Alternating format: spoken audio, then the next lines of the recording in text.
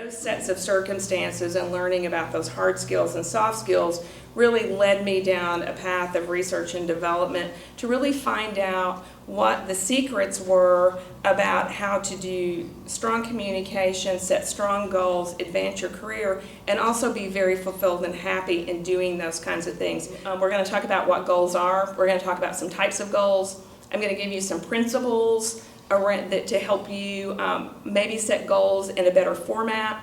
And then I'm going to give you some building blocks and some things that you can build on. The big idea is we want our goals to stick.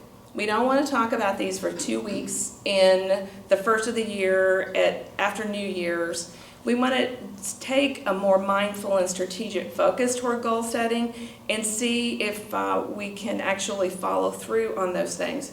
And we want to stretch you outside of your comfort zone. You're going to hear me say that a few times. What makes you feel alive? I feel alive when I'm hiking in the mountains. I carve out time for that. My husband and I are going to go to New Zealand this summer in July. And we get to do some presentations and engagements in New Zealand, and we're going to take 2 weeks on top of that, and we're going to go travel. That makes me feel alive. I carve out time and money and planning for that. What do you want to be remembered for?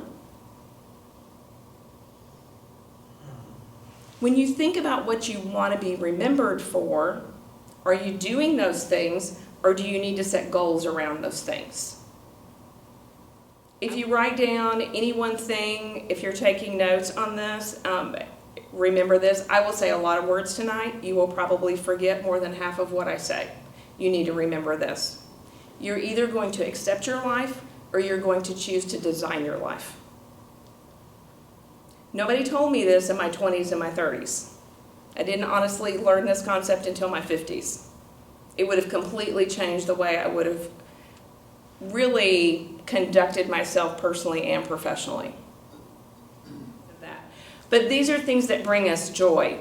Intrinsic motivations bring us joy. They are things that we would do for free. I honestly, in the beginning of my career, when I was still at HCA and leading teams, I have been coaching and training and growing the next generation of project managers for a long while before I ever learned about coaching and training or even got some tools or things to do that. I did it because it gave me joy. And then I saw that we were actually getting results and traction from it. Goals are more meaningful when they're motivated and rooted in intrinsic motivation, and they're rooted in your values. This is all about change. It's all about a process. It's uncomfortable. It's going to be worth it. It might take some time. What I'm going to say now, I'm going to say it 2 or 3 different times. If you have a big goal sitting out there, and if you know how to meet that goal, I'm going to submit to you that your goal isn't big enough.